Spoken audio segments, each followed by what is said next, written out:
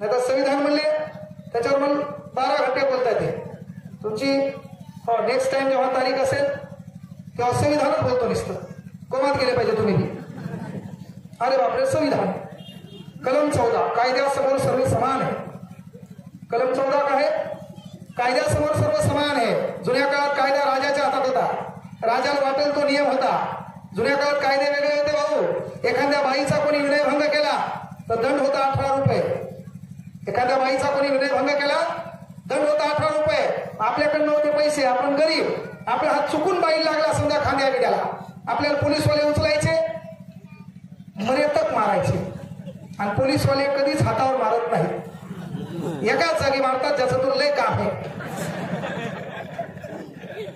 Common गोष्ट आहे. ज्याच्याकडे पैसे आहेत त्याच्या हाताने विनयभंग झाला ते 18 रुपये द्यायचं. म्हणजे लक्षात घ्या, एखाद्या बाईचा विनयभंग झाला तर दंड होता 18 रुपये.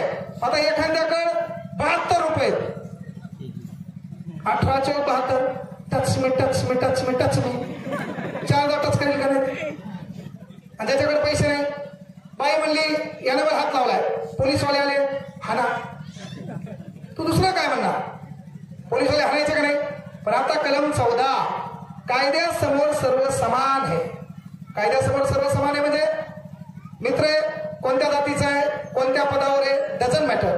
यानं त्याला चाकून भोसकलं, 6% पडले. 6 कलम 307 काय कलम 307 हाफ मर्डर नसते रे, अटेम्प्ट टू मर्डर. हा पण फुल कसं करणार इथून एवढं, म्हणजे आपण पुढे गेलं फुल. अटेम्प्ट टू मर्डर मग ते कोणी बी असो, दोघांनाही पोलीसवाले उचलणार आणि टायर मध्ये गुतू आणणार. कायदा सर्वांसाठी समान. कोणी केला? डॉक्टर बाबासाहेब आंबेडकर. कोणी केला? कलम 15 धर्म वंश जात पंथ यामध्ये भेदभाव नाही. तुमच्या गावात आड होता, आड विहीर, त्या विहिरीमध्ये पाणी भरायला आपल्याला मुभा होती का? आपल्याला पाणी भरता येत होतं का? भरायला गेल्यावर गावातले ताण द्यायचे का नाही? पण आज ती अवस्थित हापसा आहे का नाही? मान्य आहे, हापशाचा तो दांडाही गाडी लिखला, काही चेन बी नेला, हापसाने रिकामा ठेवला. पाणी येऊ का नाही, पण घरासमोर नळ आहेत का नाही सरकारचे, त्याच्या तुट्या तुम्ही गायब केल्या का नाही? ते दोष आपला आहे. सरकार काही बी देतो, कधी कधी आपला बी चुकते ना.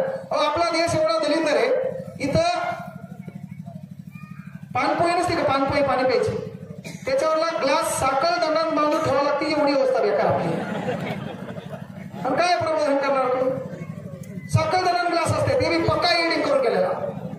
ते ग्लास देण्यासारखं बाकी काय? अरे बाबा, इथल्या शाळेची घंटा तारामध्ये गुंडाळून ठेवावं लागते. तारा त्या घंट्याला जे मारायचं असतं लोखंडी, ते तर ऐकलं काय काय गाडीवर. तुम्ही बदल काय करणार आहे? आणि म्हणून या देशासाठी आपलं काही लिहिलं लागतंय. कलम 15 आज गावात कुठला आड विहीर आहे, पाणी प्यायला जा, पाणी घ्यायला जा, कोणता मायकाला तुम्हाला रोखू शकत नाही. ती ताकद आहे कलम 15ची, written by doctor Babasaheb Ambedkar. शाळेमध्ये, कॉलेजमध्ये, विद्यालयामध्ये, गार्डनमध्ये, बाजारामध्ये कोणत्याच मायकालाची अवकात नाही तुम्हाला विचारायची तू या जातीचा आहे, बाजारात कसं काय आला? कोणत्याच मायकालाची अवकात नाही तू या शाळेत ह्या जातीचा आहे कसं काय आला, ह्या गार्डनमध्ये कसं काय आला, या कॉलेजमध्ये कसं काय आला? का? Constitution of power return by doctor Babasaheb Ambedkar, article 50. ही ताकद बाबासाहेबांनी दिली आणि म्हणून संविधानावर खूप काही दिलंय. त्या बाबासाहेबांचे उपकार कोणालाच फिटणार नाहीये. पत्ते करत असताना आपल्यातल्या 5 लोकांची गरज आहे. भीमा तुझ्या मताची 5 लोक असती, तयाच्या तलवारीची ज्ञानीचे टोक असती, वाणीत भीमा आहे करणीत भीम असता, वर्तन तया पिलाचे ज्ञानेचे चोक असते. का म्हणले वामन दादानी? तर त्याच्यातली आपल्याला ती करणी करणं गरजेची आहे.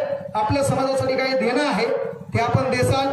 समाजाच्या उन्नतीसाठी, समाजाच्या प्रगतीसाठी सदैव जे बाबासाहेबांनी दिले ते उपकार तर आपल्या वस्तू भेटणार नाहीत, पण समाज नाताना संघटित राहाल, आपले लोक मोठे करसाल, जी लोक आपला विचार करतात त्यांचा तुम्ही विचार करसाल, शासकीय योजनेचा फायदा घ्यायचा, भरपूर शिकायचं.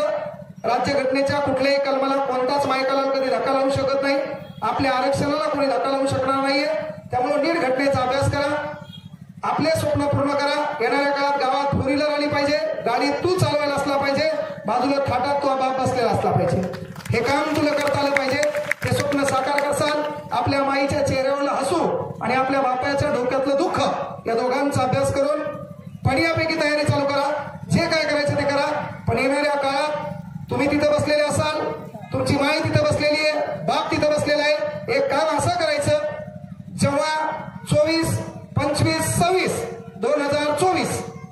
या काळात ही जी काही परिषद पार पडली राज्यस्तरीय अशीच परिषद पार पडणार, पण तू केलेल्या कामामुळं, तू केलेल्या उद्योगामुळं, तू मिळवलेल्या यशामुळं तू तिथं बसलेला असेल, पण तू बाप या विचार मंचावर बसेल एवढं काम तू करशील. हा शब्द या ठिकाणी देतो. मला या ठिकाणी पाचारित केलं, बोलण्याची संधी उपलब्ध करून दिली, त्याबद्दल सर्वांचे आभार मानतो. सकाळी 8ला क्लास असतो म्हणून डायरेक्ट मला माया मार्गाने जाऊ द्या एवढी एक विनंती करतो. सर्वांना शुभेच्छा देतो. थांबतो या ठिकाणी. एकदा जोरदार नारा झाला पाहिजे.